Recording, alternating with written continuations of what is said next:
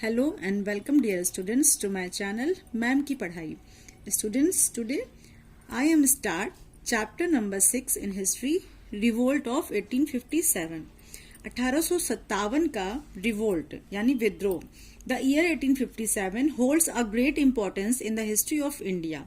भारत के इतिहास में 1857 का जो महत्व है वो बहुत ही ज्यादा है.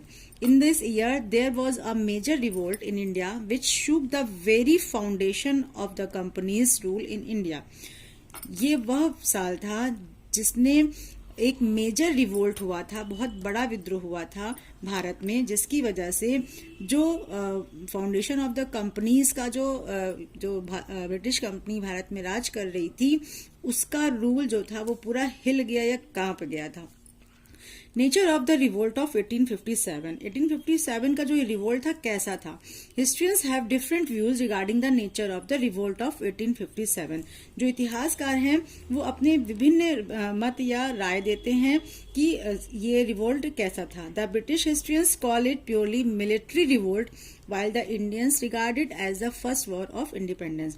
जो ब्रिटिशर्स इतिहासकार हैं वो इसको एक मिलिट्री यानी एक सेना का विद्रोह मानते थे, जबकि जो इंडियंस इतिहासकार हैं वो इसको भारत की स्वतंत्रता का पहला स्वतंत्रता संग्राम मानते हैं.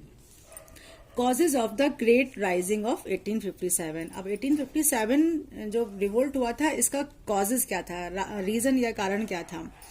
Many political, social, religious, economic and military causes were responsible for creating unrest and discontent which ultimately led to the rising of 1857. इसमें political, social, religious, economic, military कई सारे कॉजेज थे, कारण थे जो कि रिस्पॉन्सिबल थे 1857 के रिवोल्ट के अचानक से उठने के. सबसे पहले हम लोग पढ़ेंगे पॉलिटिकल कॉजेज यानी कि राजनीतिक कारण. The British annexed territories on the basis of the subsidiary alliance and the doctrine of lapse. जो ब्रिटिशर्स थे उन्होंने एक पॉलिसी बनाई हुई थी सब्सिडरी अलायंस और दूसरी थी डॉक्ट्रिन ऑफ लैप्स, जिसके थ्रू वो भारत के सभी टेरिटरी, सभी राज्यों को और क्षेत्रों को वो अपने राज्य में एनेक्स कर ले रहे थे, मिला ले रहे थे. They discontinued the titles and pensions of rulers.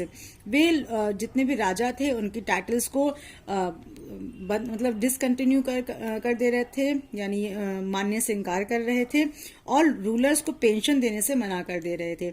It created discontent among the native rulers, जिसकी वजह से जो हमारे भारतीय राजा थे उनमें असंतोष उठ गया. In 1854, Jhansi was annexed when Dalhousie refused to recognize the adopted son of the deceased Raja as his successor.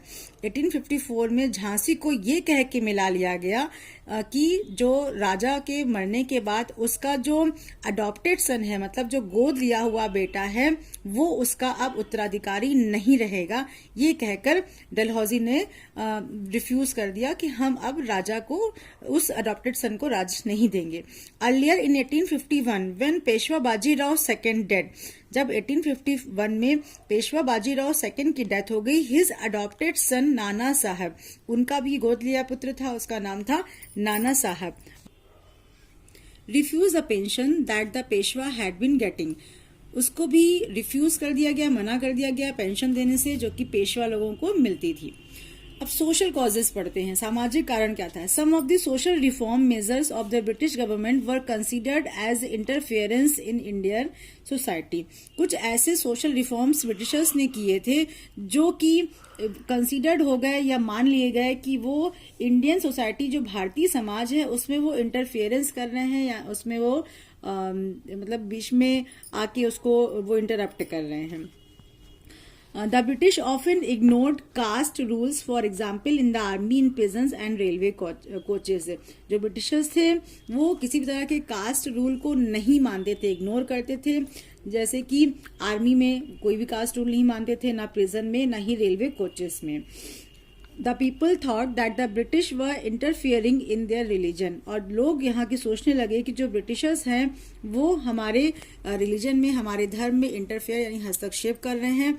And social customs, so they turn against them.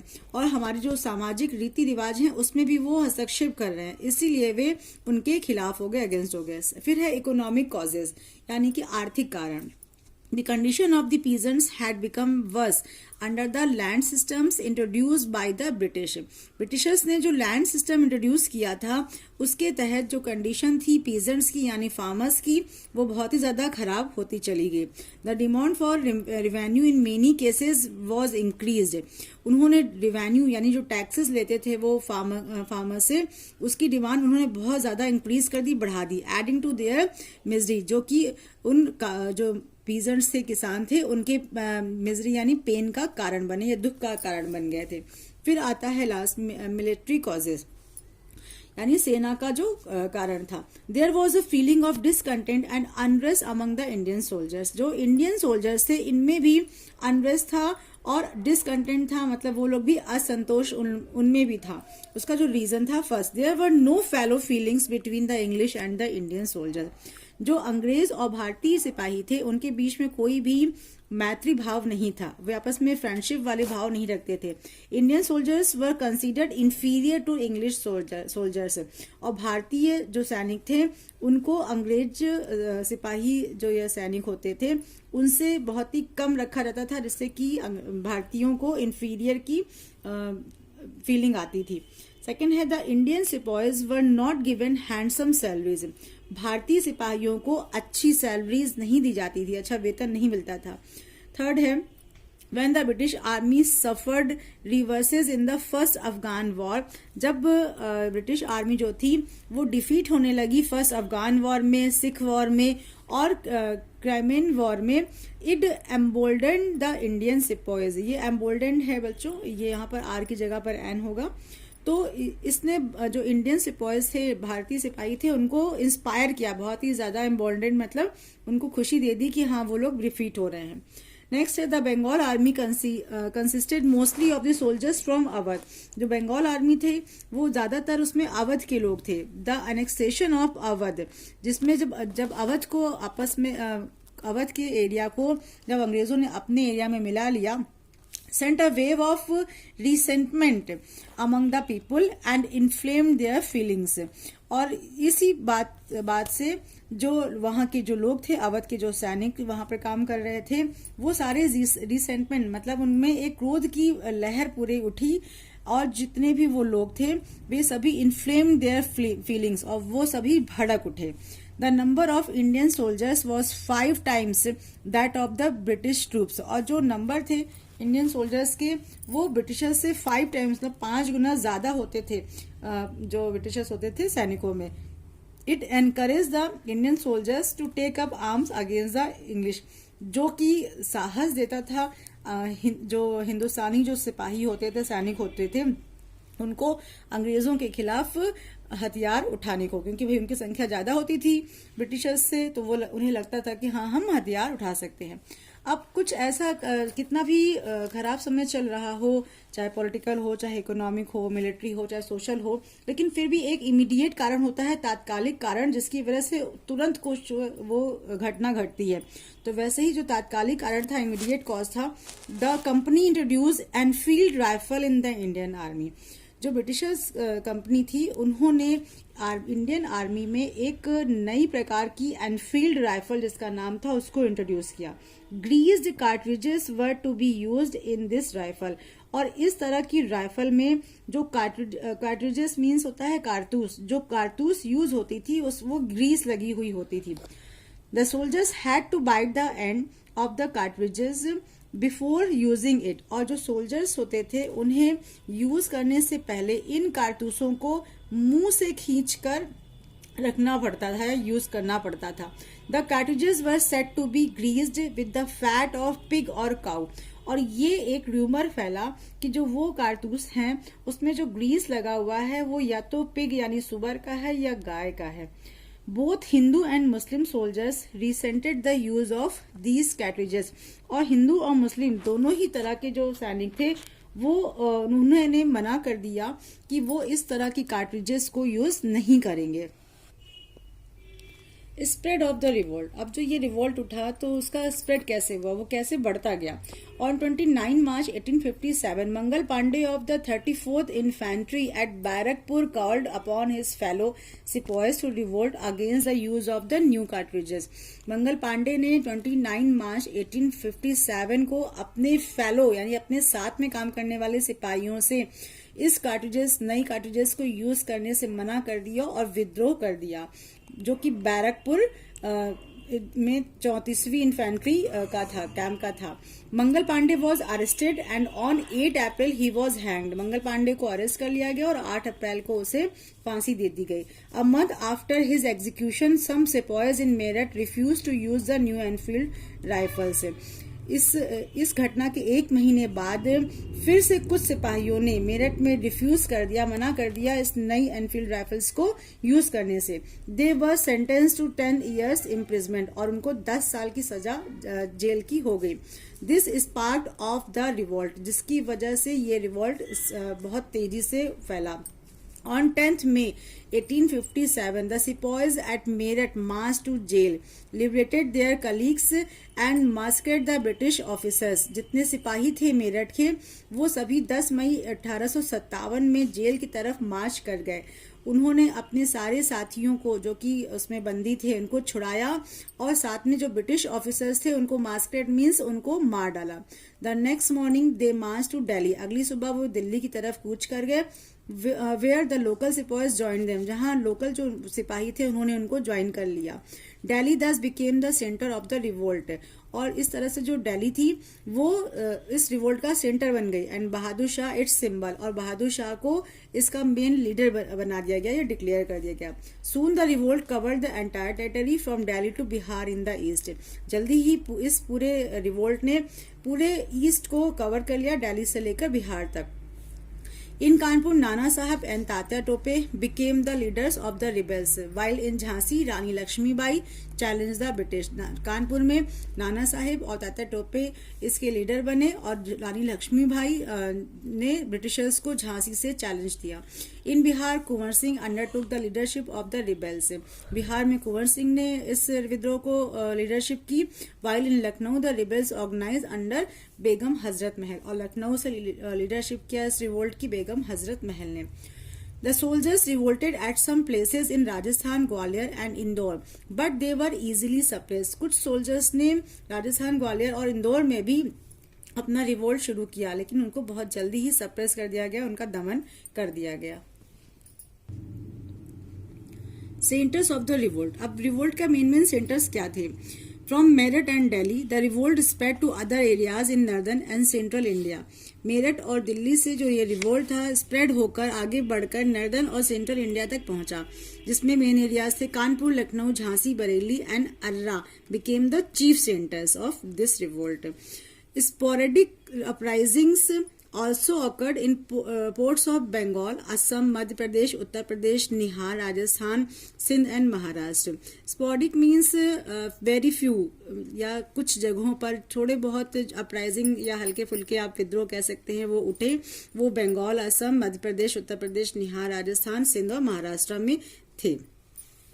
Now suppression of the revolt. अब जब revolt उठा है तो जो Britishers थे उन्हें उस revolt को खत्म तो करना ही था, तो उसको सप्रेस करने के लिए उन्होंने क्या किया?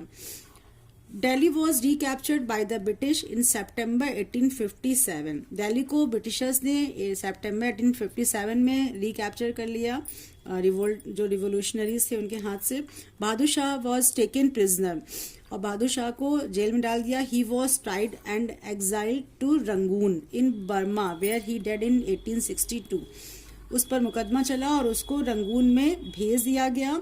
रंगून जो कि बर्मा में है वहां भेज दिया गया और जहां उसकी मृत्यु 1862 में हो गई। In September 1858 Lucknow fell to British troops and Begum Hazrat Mahal refusing to surrender. सितंबर 1858 में लखनऊ को भी ब्रिटिशर्स ने अपने ब्रिटिश जो ट्रूप्स थे, सैनिक थे, उन्होंने हरा दिया। एंड जो बेगम हजरत महल थी उन्होंने सरेंडर यानी आत्मसमर्पण करने से मना कर दिया। एस्केप टू नेपाल और वो नेपाल भाग गई। Rani Lakshmibai was killed while fighting in Gwalior in June 1858। Rani Lakshmibai लड़ते हुए ग्वालियर में मारी गई। इन जून 1858 में। कुंवर सिंह डेड इन अप्रैल 1858, जो कुंवर सिंह थे वो अप्रैल 1858 में मारे गए। आफ्टर सस्टेनिंग फैटल वाउंड, उनको एक बहुत ही डीप वाउंड, उनको चोट लगी थी, जिसके बाद वो अप्रैल 1858 में उनकी मृत्यु हो गई। नाना साहब एस्केप्ड इनटू नेपाल, जो नाना साहब थे वो नेपाल भाग गए। Tatya Tope kept the British troops engage for 2 years in central India and Rajputana. Tatya Tope जो थे उन्होंने ब्रिटिश सैनिकों को 2 साल तक परेशान करके रखा था, और राजपूताने में और साथ में सेंट्रल इंडिया के एरिया में। He was betrayed by a friend to the British and was hanged. He was betrayed, betrayed का मतलब होता है डिस्क्लोज, या उनके साथ विश्वासघात किया उनके ही एक मित्र ने, और ब्रिटिशर्स को बता दिया कि वो कहाँ हैं, और ब्रिटिशर्स ने उनको अरेस्ट कर लिया एंड वॉज हैंग्ड, और उनको फांसी पर चढ़ा दिया। The revolt was crushed by the end of 1858, पूरा जो ये रिवोल्ट था वो 1858 में उसका दमन कर दिया गया। Though it took British many more years to restore peace, लेकिन फिर भी ब्रिटिशर्स को कई साल लग गए वापस शांति बहाल करने में। Causes of failure of the revolt 1857, अब इतना बड़ा जो रिवोल्ट हुआ इसके कॉजेज क्या थे कि ये फेल क्यों हुआ। Many causes were responsible for the failure of the revolt of 1857, तो इस रिवोल्ट के फेल होने में कोई एक रीजन नहीं था, कई सारे इसके रीजन थे। First, the revolt was not wide spread, जो ये रिवोल्ट था बहुत ज्यादा नहीं फैल पाया।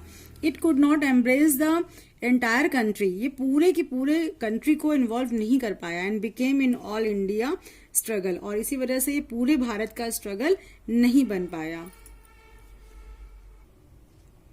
Second, the revolt was a national movement but it lacked unity, जो ये रिवोल्ट था ये था तो एक राष्ट्रीय आंदोलन, लेकिन इसमें यूनिटी यानी एकता की कमी थी। Many rulers like Scindia, Holkar, Nizam, Raja Jodhpur did not join the revolt against the British, कई सारे रूलर्स थे सिंधिया, होलकर और निजाम वगैरह जिन्होंने इस रिवोल्ट में ज्वाइन नहीं किया था। थर्ड है, the Sikh, Rajput and Gurkha battalions remained loyal and help the British to suppress the revolt, और सिख, राजपूत और गोरखा ऐसे बटालियन थे जिन्होंने ब्रिटिशर्स के प्रति अपनी वफादारी, लॉयल्टी दिखाई और इस रिवोल्ट को दबाने में, दमन करने में ब्रिटिशर्स की हेल्प की। There was no unity and common ideals among the revolutionaries, जितने रिवोल्यूशनरीज थे उन्होंने कोई भी यूनिटी नहीं दिखाई और उनका कोई एक कॉमन आइडियल नहीं था। फिफ्थ है, the revolutionaries were poorly organised, ये बहुत ही उन्होंने जो इस पूरे रिवोल्ट को अच्छे से ऑर्गेनाइज नहीं किया। They had no common plan of action, उन्होंने पहले से किसी भी प्लान को प्रिपेयर नहीं किया था। सिक्स है, the sepoys were brave and selfless, जो जितने भी सिपाही थे सभी साहसी थे और सभी निस्वार्थ भाव से काम कर रहे थे। But they were ill equipped, लेकिन उनके पास अच्छे औजार या हथियार नहीं थे, और वही ब्रिटिशर्स के पास फुल्ली इक्विप्ड वो लोग थे।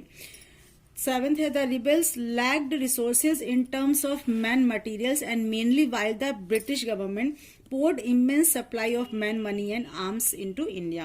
जो रिबल्स थी इसमें कई चीजों की कमी थी, जैसे कि इसमें लोग कम पड़ गए, सामान कम पड़ गए, और वही जगह पर जो ब्रिटिशर्स गवर्नमेंट थी उन्होंने बहुत ही ढेर सारे आदमियों को, पैसे को, हथियारों को भारत में सिर्फ इस रिबेल को दबाने में लगा दिया। 8 है, the telegraph and postal systems and other means of communication were control by the English, जितने भी टेलीग्राफ और पोस्टल सिस्टम थे वे सारे के सारे कंट्रोल होते थे इंग्लिश यानी अंग्रेजों के थ्रू, जिसने उनको सप्रेस करने में सहायता दी। 9th है, the leaders of the revolt were not good generals, no doubt इस जो रिवोल्ट के जितने भी लीडर्स थे वो उनमें से कोई भी अच्छे जनरल नहीं थे, इसमें कोई भी दो राय नहीं है, क्योंकि नाना साहब हों चाहे Tatya Tope and the Rani of Jhansi were brave and patriotic, ये सभी साहसी और अपने देश के प्रति वफादार थे। But they lack the qualities of generalship and military training, लेकिन उनमें जनरलशिप मतलब किसी चीज की किसी युद्ध के लिए लीडरशिप उनमें की क्वालिटी नहीं थी, और ना ही उनके पास कोई अच्छी मिलिट्री ट्रेनिंग थी। Result of the revolt, the revolt mark the end of the east India companies rule in India. इस रिवोल्ट के कारण जो ईस्ट इंडिया कंपनी रूल कर रही थी भारत पर, उसका एंड हो गया, वो समाप्त हो गया।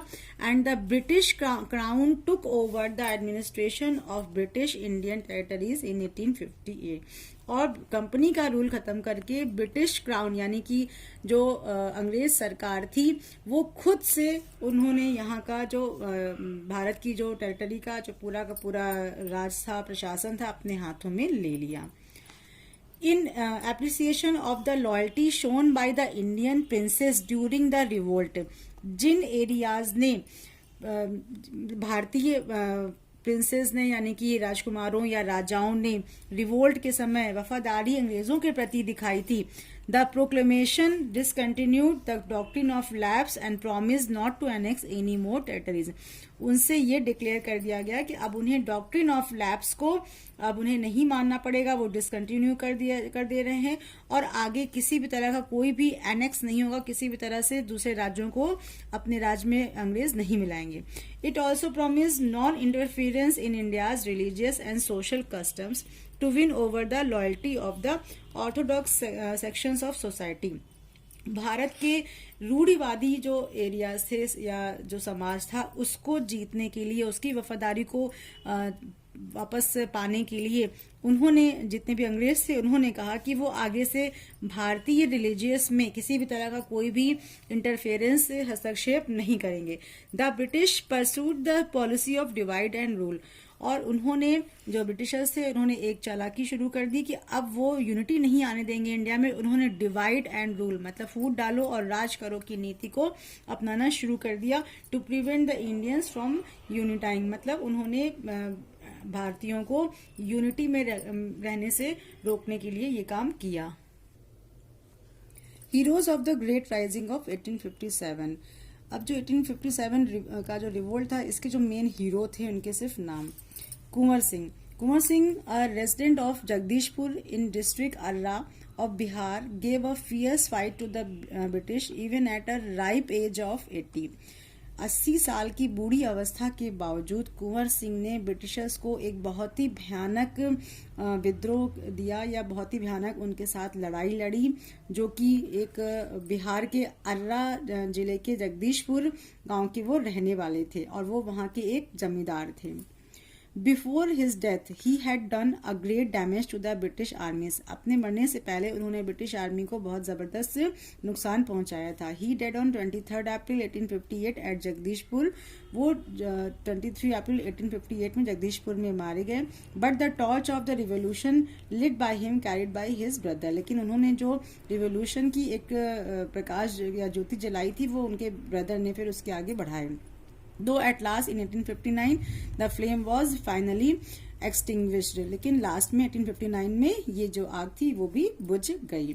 Tatya Tope, Tatya Tope was a faithful lieutenant of Nana Sahib. जो तात्या टोपे थे वो नाना साहब के बहुत ही ज्यादा वफादार लेफ्टिनेंट आप कह सकते हैं, जनरल कह सकते हैं। He was famous for his guerrilla warfare. वो गोरिल्ला ढंग से लड़ाई लड़ते थे।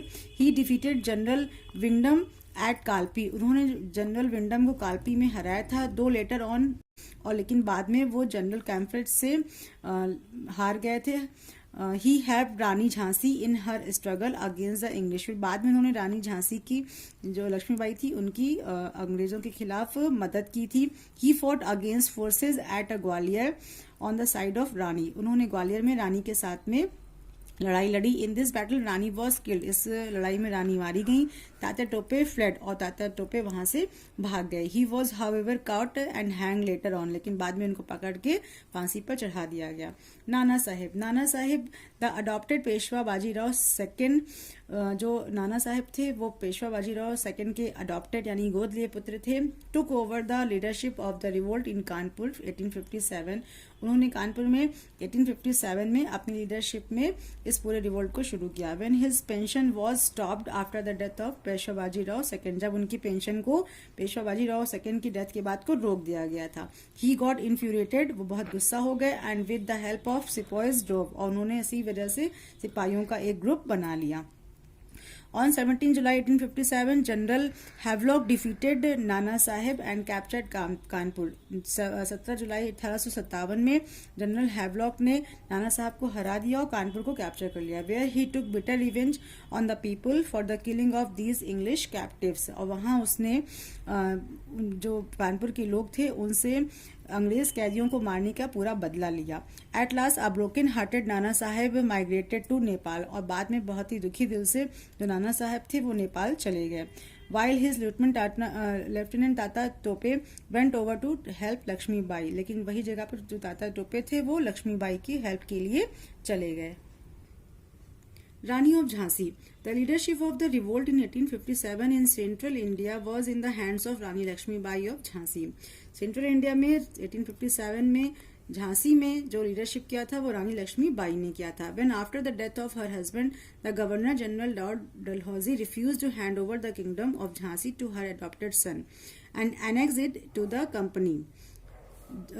उसके हस्बैंड की डेथ के बाद गवर्नर जनरल लॉर्ड डलहौजी ने ये मना कर दिया कि वो अब इसकी किंगडम को उसके अडॉप्टेड सन को नहीं देगा और ये कहकर उसने उसकी किंगडम को अपनी कंपनी में मिला लिया. लाइक अ हंग्री लॉयनेस, एक भूखी शेरनी की तरह, she join the rebel sepoys. उसने जो सिपाहियों की जो रिबेल थी उसको ज्वाइन कर लिया. And fell upon the British armies at Kalpi. और कालपी में ब्रिटिश आर्मी के साथ भिड़ गई. Tatya Tope and Rani Lakshmibai march towards Gwalior. लेकिन बाद में तात्या टोपे और रानी लक्ष्मीबाई ग्वालियर की तरफ बढ़ गए. On 18 June, a battle was fought between the English and the Rani of Jhansi was helped by Tatya Tope and the brave Afghans. 18 जून को तात्या टोपे की हेल्प से और अफगानों की हेल्प से रानी ने अंग्रेजों के खिलाफ एक फिर से युद्ध छेड़ दिया. It was a fierce battle in which the Rani used her sword very skilfully. इस भयानक युद्ध में रानी ने अपनी तलवार को बहुत ही अच्छे से प्रयोग किया. Which made the English general wonderstruck. जिसे देखकर जितने भी अंग्रेज अधिकारी थे वो आश्चर्यचकित रह गए. The rani had staked her all in this battle. रानी ने अपना सब कुछ इस युद्ध में लगा दिया. In no circumstances she was prepared to get captured as a prisoner. उसे पता था कि ऐसी कोई परिस्थिति ना आ जाए कि उसे अरेस्ट कर लिया जाए प्रिजनर की तरह. शी वॉज प्रिपेयर्ड, इसके लिए वो पहले से तैयार थी. So she let down her life, इसीलिए उसने अपने से अपनी जान आखिरी में ले ली. And dead a martyr on the battle field. और एक देशभक्त के रूप में वो उस बैटल फील्ड में, उस युद्ध क्षेत्र में मारी गई. Even today, people praise her courage and sing many songs in her memory. आज भी लोग उसकी बहुत प्रशंसा करते हैं, उसके साहस की बहुत प्रशंसा करते हैं और उसकी याद में बहुत सारे गाने भी गाए जाते हैं. तो students, this chapter is completed here. Watch it carefully.